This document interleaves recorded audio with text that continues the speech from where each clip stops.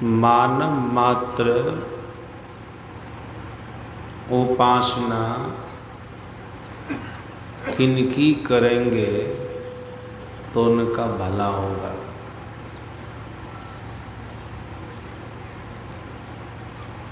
अपना भला चाहने वाले मानव को ईश्वर परमात्मा की उपासना करनी होगी। गीता में भगवान श्री कृष्ण ने कहा है,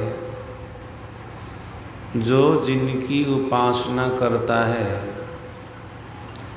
जब वो शरीर का परित्याग करता है तो उसी को प्राप्त होता है। भगवान श्री कृष्ण कहते हैं, यान्ति देवव्रतान् देवान् पितॄन् यान्ति पितृव्रताः भूतानि यान्ति भूतेज्या यान्ति मद्या जिनोपि माम्। भगवान श्री कृष्ण कहते हैं, देवताओं को पूजने वाला जब शरीर का परित्याग करता है तो देवताओं को प्राप्त होता है। पितरों को पूजने वाले जब उनका शरीर छूटता है तो पितर को प्राप्त होते हैं। भूतों को पूजने वाले जब उनका शरीर छूटता है तो भूत को प्राप्त होता है। फिर भगवान श्री कृष्ण कहते हैं, जो हमको पूजने वाला है, हमारी उपासना करने वाला है, जब उनका शरीर छूटता है तो हमको प्राप्त होता है। मैं उनको मिलता हूँ, वो हमारे पास आता है। उसी गीता में भगवान श्री कृष्ण ने यह भी कहा है, हमारे लोक के अलावा प्राणी मनुष्य किसी लोक में किसी की उपासना करके चला जाएगा तो जन्म मरण के चक्र से नहीं छूटेगा, आवागमन के चक्र से नहीं छूटेगा। हाँ, अगर कोई मेरी उपासना करके मेरे पास आ जाता है, मेरी उपासना करने का मतलब हमारे परमात्म स्वरूप की उपासना। अगर कोई करके हमारे पास आ जाता है तो फिर वो जन्म मरण के चक्र से छूट जाता है, आवागमन के चक्र से छूट जाता है। भगवान श्री कृष्ण कहते हैं, ब्रह्मणा लोका पुनरावर्तिनोर्जुन मामुपेत्य तो कौन्तेय पुनर्जन्म न विद्यते। भगवान श्री कृष्ण कहते, हे अर्जुन सुनो, ब्रह्मलोक पर्यंत सभी लोग पुनरावर्तन है, सभी लोगों में परिवर्तन होता है और उन लोकों में रहने वाले प्राणी का भी परिवर्तन होता है। उनका आना जाना लगा रहता है, उनका जन्मना मरना लगा रहता है।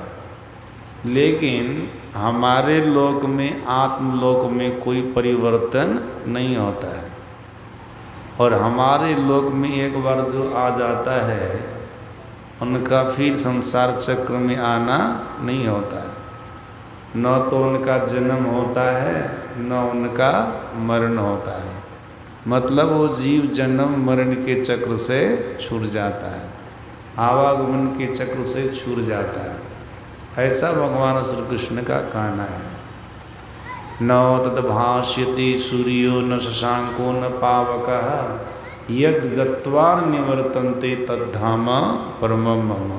ऐसा मेरा आत्मलोक है, परमात्म लोक है। जो मानव, जो प्राणी, जो मनुष्य मेरी उपासना करके मेरे पास आता है, मानो स्थिर हो जाता है, शाश्वत सुख को पाता है, सनातन सुख को पाता है। और मानव के जीवन में जो सबसे बड़ा दुख है जन्मना और मरना, उससे वह मुक्त हो जाता है। हम लोगों के सदगुरु महाराज जी ने कहने की कृपा की है, मनुष्य अपने जीवन के जब से वो जन्मे हैं मरे नहीं हैं, सभी प्रकार के दुखों को जानते हैं। लेकिन जन्म के समय जो दुख हुआ, फिर मरण के समय जो दुख होता है, जो सबसे बड़ा दुख है, उस दुख के बारे में किसी को पता नहीं होता। उस दुख को कोई नहीं जानते।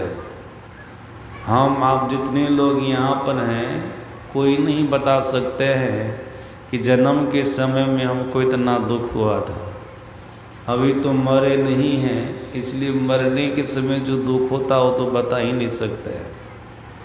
और सद्गुरु महाराज जी ने कहने कृपा की है, आवागमन सम दुख दूजा है नहीं जग में कोई।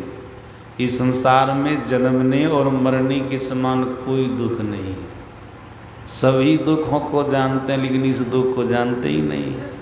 और याद रखिए, जब ईश्वर परमात्मा की भक्ति करेंगे, उनकी उपासना करेंगे, उपासना की पराकाष्ठा को, भक्ति की पराकाष्ठा को प्राप्त कर लेंगे, मानव उपासना को पूर्ण कर लेंगे, भक्ति को पूर्ण कर लेंगे, तो फिर आप जन्म मरण के चक्र से छूट जाएंगे। जो सबसे बड़ा दुख है ना, उस दुख से आप छूट जाएंगे। ईश्वर परमात्मा की उपासना में ये सामर्थ्य, ये शक्ति है। इसलिए महापुरुषों का कहना है कि मानव मात्र को ईश्वर परमात्मा की उपासना करनी चाहिए।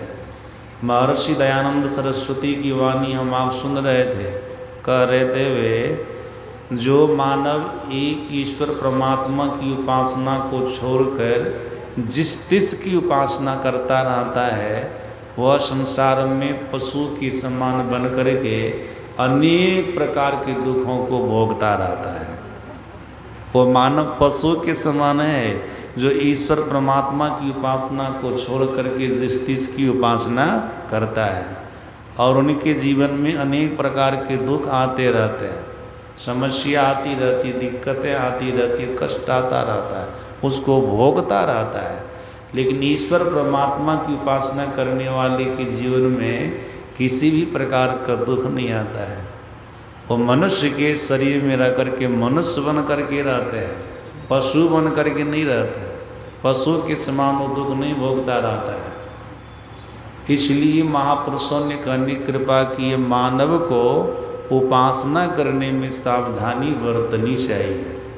वेदवाणी में हम आप सुन रहे थे, वेद भगवान कह रहे थे, गर्भो यो अपाम गर्भो वर्णानाम गर्भस्थाताम गर्भश्चरथाम अद्रोचिदस्मांतर दुरोणी विषाम न विश्व अमृत स्वादी।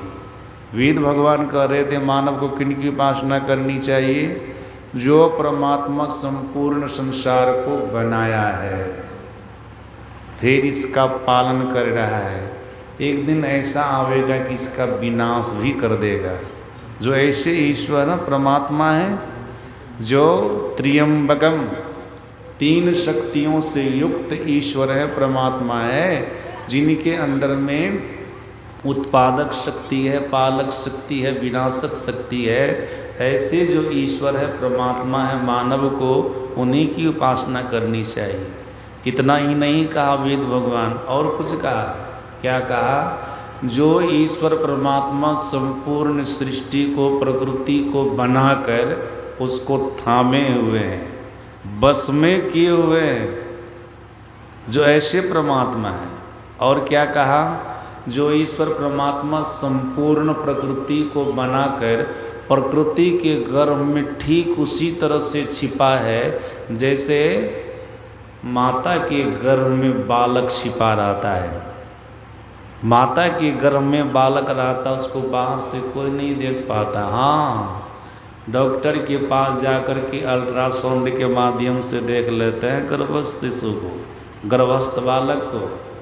सज्जना उसी प्रकार से प्रकृति के गर्भ में परमात्मा छिपे हैं, बाहर से देखने में नहीं आता है। अगर कोई ध्यान रूपी अल्ट्रासाउंड लगाता है न, मतलब ध्यान करता है, तो प्रकृति के गर्भ में छिपे परमात्मा को देख लेता है।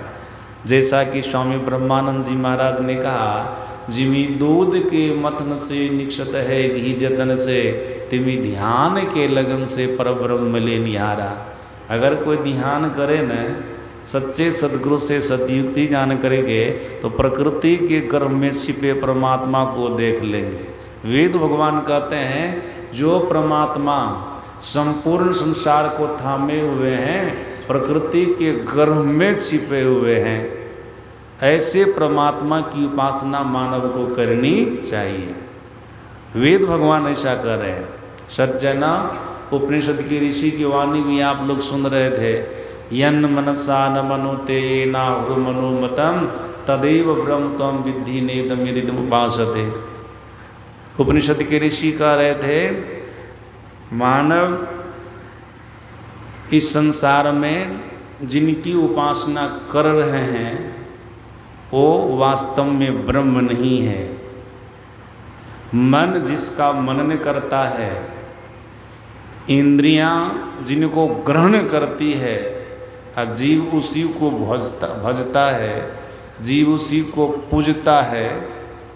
उपनिषद के ऋषि कहते वो ब्रह्म नहीं है, वो ईश्वर नहीं है। सज्जना अगर उसको आप ईश्वर मान करके पूजते रहेंगे, भजते रहेंगे तो आपकी पूजा व्यर्थ होगी। आपके वो क्या चीज़ है? देखते हैं कितने लोग वृक्ष को पूजते हैं, कितने लोग पहाड़ को पूजते हैं, कितने लोग पत्थर को पूजते हैं। लोग धामों में जाते हैं, सोचते ईश्वर की भक्ति हो गई, व्रतों को करते हैं, उपवासों को करते करते भक्ति हो गई। बाहर की बातों में लगे हुए रहते हैं और बाहर पूजा करते रहते हैं, उपासना करते रहते हैं, आराधना करते रहते हैं और सोचते हैं कि ये ईश्वर की पूजा आराधना है, उपासना है। लेकिन उपनिषदकार कहते नहीं, ये इंद्रियों के द्वारा जो भी कुछ हो रहा है ना, असल में ईश्वर की उपासना सही उपासना नहीं है। ये ब्रह्म की उपासना नहीं है, ये परमात्मा की उपासना नहीं है। ऐसा उपनिषद के ऋषि कह रहे थे। हमें ईश्वर की उपासना करनी है, परमात्मा की उपासना करनी है। इसलिए कि हम आप अपना परम कल्याण चाहते हैं, परम भला चाहते हैं, तो परम भला चाहने वाले को ईश्वर की उपासना करनी होगी, परमात्मा की उपासना करनी होगी।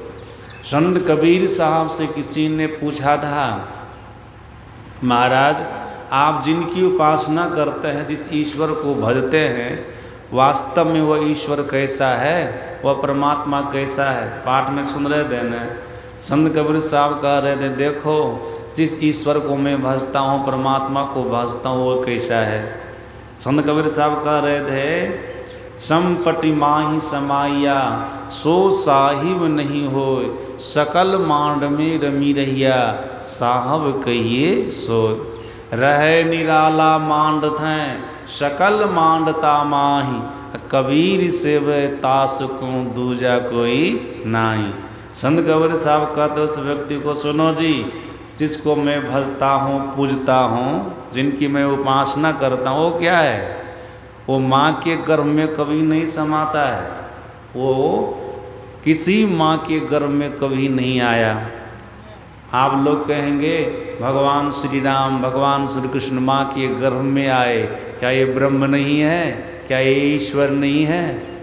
याद रखेंगे शास्त्रकारों ने, महापुरुषों ने कहा और वेदांत ग्रंथ में खास तरह की बात आई है, ईश्वर परमात्मा का दो रूप होता है, मूर्त और अमूर्त। ईश्वर परमात्मा का जो अमूर्त रूप है वो निर्गुण निराकार रूप है।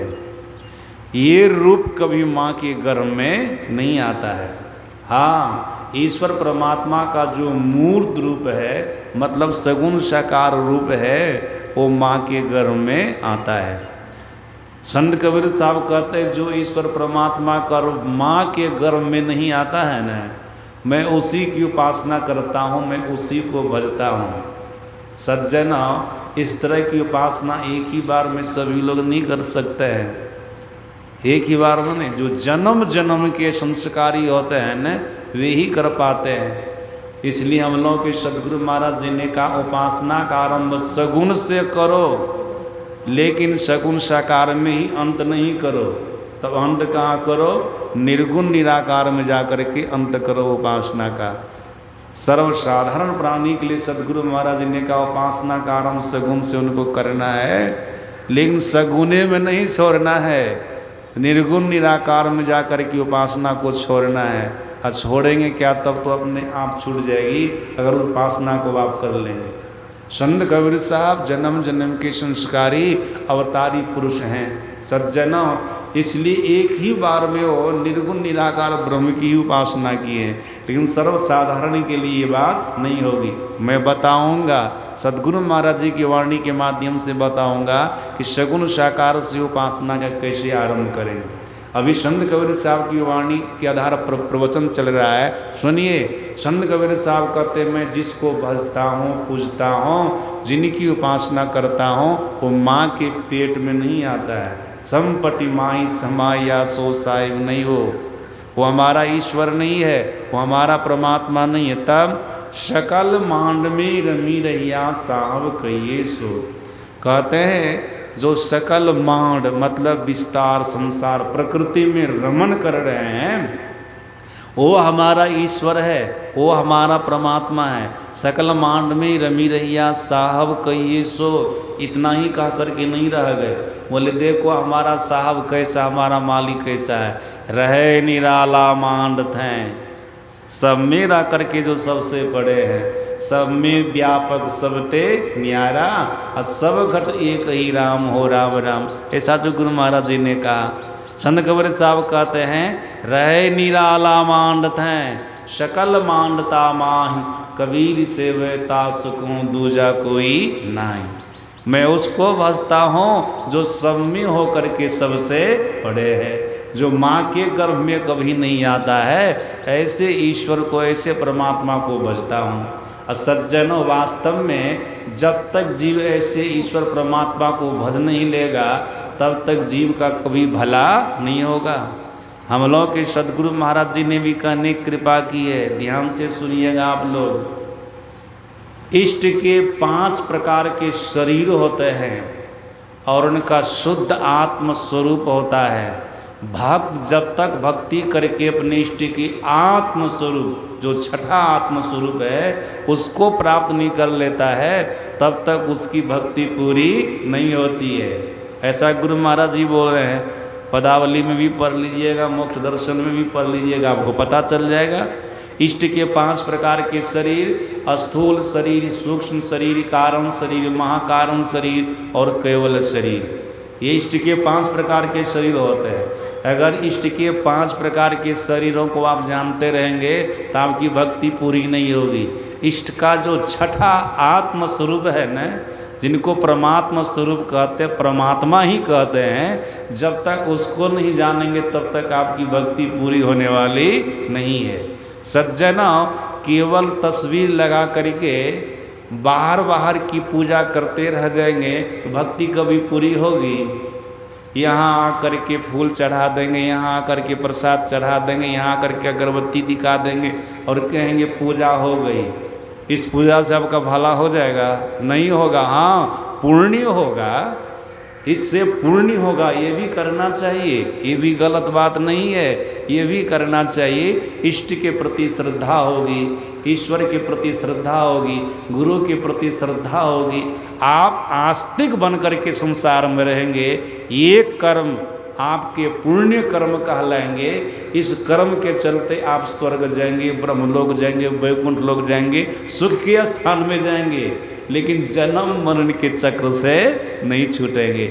जन्म मरण के चक्र से छूटने के लिए इस फोटो के अंदर में जो शक्ति है, जिस शक्ति से आपकी मनोकामना पूर्ण होती है, आपका भला होता है, आपका कल्याण होता है, जब तक उस शक्ति को नहीं देख लेंगे ना, तब तक आपका कल्याण संभव नहीं है, तब तक आपका कल्याण संभव नहीं है। तो सदगुरु महाराज जी कहते हैं, भक्त को अपने इष्ट की आत्म स्वरूप का ज्ञान होना चाहिए। इष्ट मतलब जिसको आप भजते हैं, जिसको आप पूजते हैं, जो आपके आराध्य देव हैं। 33 करोड़ देवी देवताओं में से आप जिसको भज रहे हैं, दुनिया के जितने अवतारी पुरुष हैं उनमें से आप जिनको भज रहे हैं, या आप गुरु को भज रहे हैं, जब तक उनके आत्म स्वरूप को नहीं जानेंगे ना, तब तक आपकी भक्ति पूरी होने वाली नहीं है। वही आत्मस्वरूप परमात्मा स्वरूप है, उसी को जानना है, उसी को जानना है। संत कबीर साहब कहते मैं उसी को भजता हूँ पूजता हूँ। उसी को भजने और पूजने से जीव का भला भी संभव है, जीव का कल्याण भी संभव है। सज्जना, हनुमान जी भगवान श्री राम से पूछे, और ये प्रसंग मुक्तिकोपनिषद में है, सत्संग युग में भी आप लोग पढ़िएगा। हनुमान जी ने भगवान श्री राम से पूछा, प्रभु मैं आपके किस स्वरूप की उपासना करूं जिससे मेरा पूर्ण कल्याण हो, पूरा पूरा भला हो। जबकि हनुमान जी भगवान श्री राम के नाम का जाप करके, उनके रूप का ध्यान करके अष्टसिद्धि नवनिधि को प्राप्त कर लिए थे। इतना सामर्थ्य उनके अंदर में आ गया था, इतनी शक्ति उनके अंदर में आ गई थी, तब भी उनके मन में अधूरापन लगता था कि अभी हमारी भक्ति पूरी नहीं हुई है, अभी हमारा पूरा कल्याण नहीं हुआ है। इसलिए भगवान श्री राम से जिज्ञासा करते हैं कि प्रभु मैं आपके किस स्वरूप की उपासना करूं जिससे मेरा भला हो, जिससे मेरा परम कल्याण हो। इस पर भगवान श्री राम ने क्या कहा, हनुमान ये मेरा रूप रहा, इसकी तू उपासना कर। वो कौन सा रूप है? श्लोक है, सत्संग योग में पढ़िएगा आप लोग। अशब्दम स्पर्शम रूपम अव्ययम तथारसम नित्यमगंधवश्यत अनाम गोत्र मम रूपम दृशम भजत्व नित्यम पवनात्मजारती हैं। ये भगवान श्री राम का मेरा ऐसा स्वरूप है। अशब्द वो शब्द के पकड़ में नहीं आता है, मस्पर्श उसको कोई छू नहीं सकता है, मरूप उसका कोई रंग रूप नहीं है, मव्ययम वो अविनाशी तत्व है, उसमें कोई अंग प्रत्यंग नहीं, मव्ययम तथारसम वो जिह्वा का विषय नहीं है, वो नासिका का विषय नहीं है, वो नित्य है, वो वचन में आने वाला नहीं है, उसका कोई नाम नहीं है, और क्या उसका कोई गोत्र नहीं है। ऐसा जो मेरा वास्तविक स्वरूप है हनुमान, जिसके लिए वाल्मीकि मुनि ने कहा था भगवान श्री राम को, राम स्वरूप तुम्हार वचन अगोचर बुद्धि पर अविगत अलख अपार नेति नेत्रित निगम का। हे हनुमान ऐसा जो मेरा स्वरूप है न, अगर तू अपना परम कल्याण चाहता है हमारे ऐसे ही स्वरूप की उपासना कर, तुम्हारा परम कल्याण हो जाएगा, तुम्हारा परम भला हो जाएगा। तुम हमारा ऐसे स्वरूप की उपासना कर। सज्जनों, इस तरह की उपासना सर्वसाधारण प्राणियों के लिए असंभव है। इसलिए हम लोगों के सद्गुरु महाराज जी ने कहनी कृपा की है, मनुष्य को ईश्वर परमात्मा की उपासना करने की विधि सच्चे सद्गुरु की शरण में जाकर के सीखनी चाहिए। हम लोगों के सद्गुरु महाराज जी ने कहनी कृपा की है, चलने वाले प्राणियों के लिए पैर चाहिए और जीवित रहने वाले प्राणियों के लिए सर चाहिए। पैर काट करके कोई चल नहीं सकता है और सिर को काट करके कोई जिंदा नहीं रह सकता है। उसी प्रकार से हम लोगों के सद्गुरु महाराज जी ने कहा, भक्ति में आगे बढ़ने के लिए सगुण चाहिए। मानो ये पैर है, चल रहे भक्ति पथ पर, और भक्ति की पराकाष्ठा को प्राप्त करने के लिए निर्गुण चाहिए। मानो ये सर है, मानो ये सर है। सज्जना, इसलिए सद्गुरु महाराज जी ने कहा, उपासना का आरंभ सगुण से करो, लेकिन सगुण में अंत नहीं करो, निर्गुण में जा कर के अंत करो। तो कैसे करें? इसकी विधि तो सद्गुरु से सीखनी होगी। तब भी सद्गुरु महाराज ने कुछ झलक दिया है, और सुनिए आप लोग, उपासना का आरंभ सगुण से होता है। हम लोग के सद्गुरु महाराज जी ने कहा, एक नाम का जाप और एक रूप का ध्यान, ये आपको सच्चे सद्गुरु बतावेंगे। दीक्षा लेंगे तब आपको पता चलेगा, ये उपासना की विधि है। सज्जना, सद्गुरु महाराज जी कहते, एक नाम का जाप, एक रूप का ध्यान, स्थूल सगुण रूप उपासना है। ये सगुण उपासना है। उपासना का आरंभ यहाँ से होता है। एक नाम का जाप, एक रूप का ध्यान। गुरुदेव ने आपको जो मंत्र जपने के लिए बता दिया उसको जपिए, उसके बाद मंत्र से संबंधित रूप का ध्यान कीजिए। हम लोगों के यहाँ तो गुरु मंत्र का जाप बतलाया जाता है, गुरु रूप का ध्यान बतलाया जाता है। जो संत मत के सत्संगी हैं वो गुरु मंत्र का जाप करे, गुरु रूप का ध्यान करे। ये कौन सी उपासना होगी? स्थूल सगुण रूप उपासना होगी। उपासना का आरंभ यहाँ से हुआ है। फिर आगे सदगुरु महाराज जी कहते हैं, एक बिंदुता की प्राप्ति के लिए अभ्यास करना, अर्थात दृष्टियोग का साधन करना और अपने अंदर में विविध प्रकार की ज्योतियों का दर्शन करना, ये सूक्ष्म सगुण रूप उपासना है। ये कौन सी उपासना है? सूक्ष्म सगुण रूप उपासना है। ये भी सगुण उपासना है, लेकिन ये सूक्ष्म उपासना है। सज्जना, ये भी रूप उपासना ही है, लेकिन सूक्ष्म उपासना है। सज्जना, अगर कोई दृष्टियोग के साधन में सफल हो जाते हैं न, याद रखिएगा आप लोग, वो साधक अपने भीतर में बहुत कुछ देखते हैं, और देखने में आने वाली जो चीज़ है ना, वो भी एक रूप है, तब तो उनको देख रहे हैं, भले वो सूक्ष्म रूप है। गुरु महाराज जी ने कहा, साधक जो अच्छी तरह से साधना करता है, छट छट छट छट बिजली छटके भोर का तारा दिखाता है, चंदा उगत उदय हो रवि हो धूर शब्द मिल जाता है। ऐसे सदगुरु महाराज जी ने अपने प्रवचन में कहने की कृपा की है, जैसे साधक आज्ञा चक्र का भेदन करके पिंड से निकल करके ब्रह्मांड में जाता है ना, पिंड से निकल करके ब्रह्मांड में जाता है, सहज दल कमल सबसे पहले उनको मिलता है। और जो साधक सहज दल कमल में प्रवेश कर जाता है, तो वहाँ के जो देवता होते हैं ना, उनको भी वह देखता है, उनको भी वह देखता है। ऐसे हम लोगों के सदगुरु महाराज जी ने कहा, एक बिंदुता दूरबीन हो, दूरबीन क्या करे, अपिंड में ब्रह्मांड दरस हो, बाहर में क्या फिरे। जैसे साधक भी एक बिंदुता को प्राप्त कर लेता है ना, तो अपने पिंड के अंदर में संपूर्ण ब्रह्मांड को देखता है। ये क्या है? ये है सूक्ष्म सगुण रूप उपासना।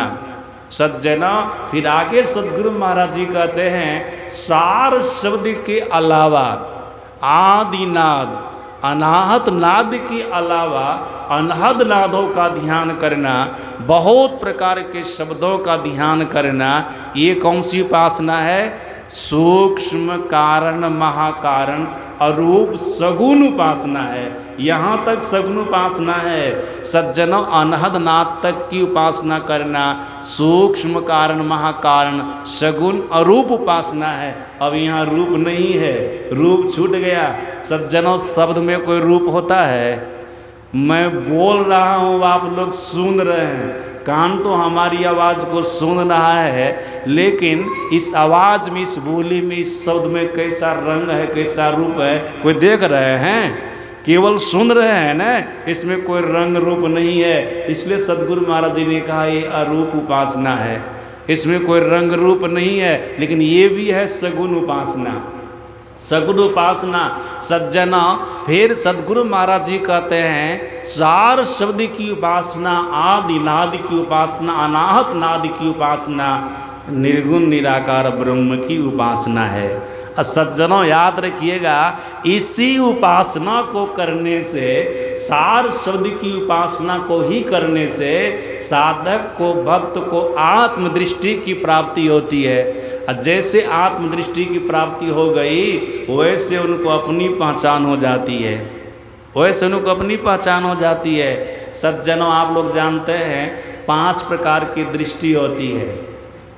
जागृत की दृष्टि, स्वप्न की दृष्टि, मानस दृष्टि, दिव्य दृष्टि। याद रखिएगा, ये 4 प्रकार की दृष्टियों को प्राप्त कर लेंगे तो आपको आत्मदृष्टि की प्राप्ति नहीं होगी। हाँ, जब अपने भीतर में सार शब्द को ग्रहण कर लेंगे, तब 5वीं दृष्टि, आत्मदृष्टि की प्राप्ति होगी, आपको अपनी पहचान होगी।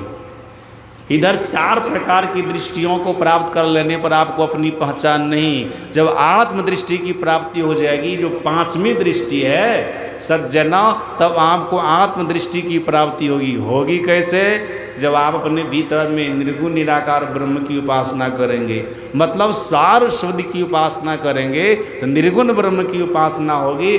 जैसे ये सार शब्द पकड़ में आवेगा, आपको आत्मदृष्टि की प्राप्ति हो जाएगी, आपको अपनी पहचान परमात्मा की पहचान हो जाएगी। सज्जनों, उपासना का अंत हो जाएगा, उपासना की इति हो जाएगी।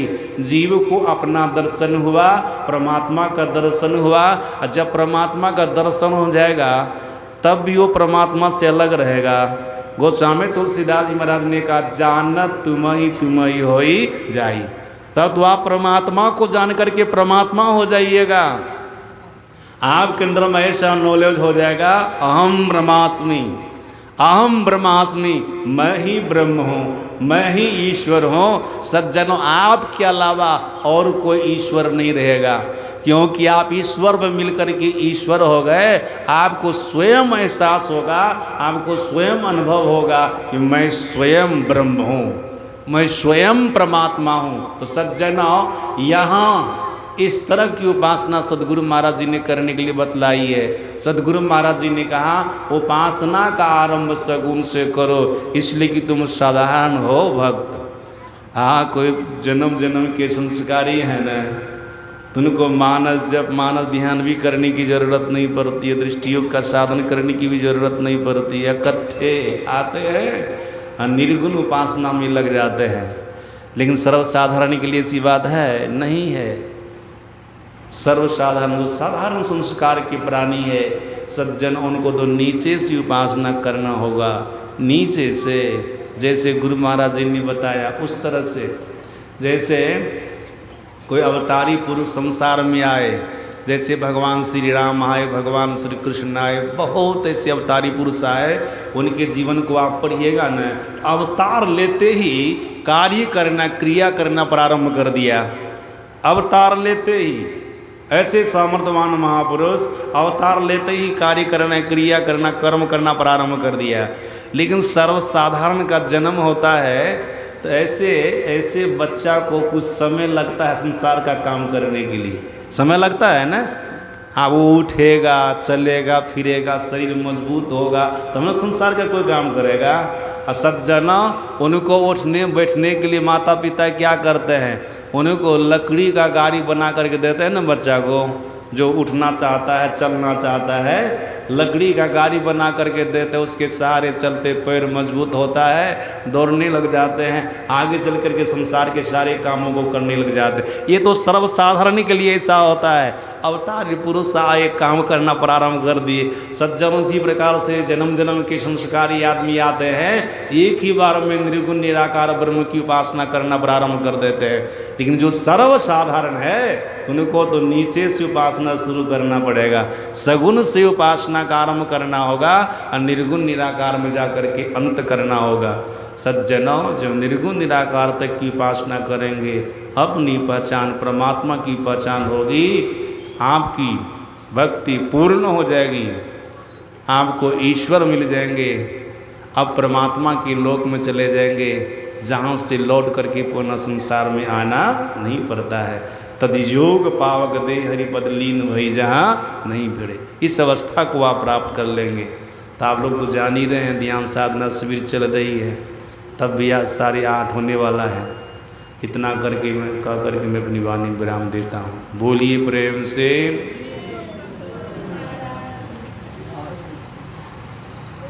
आरती करें।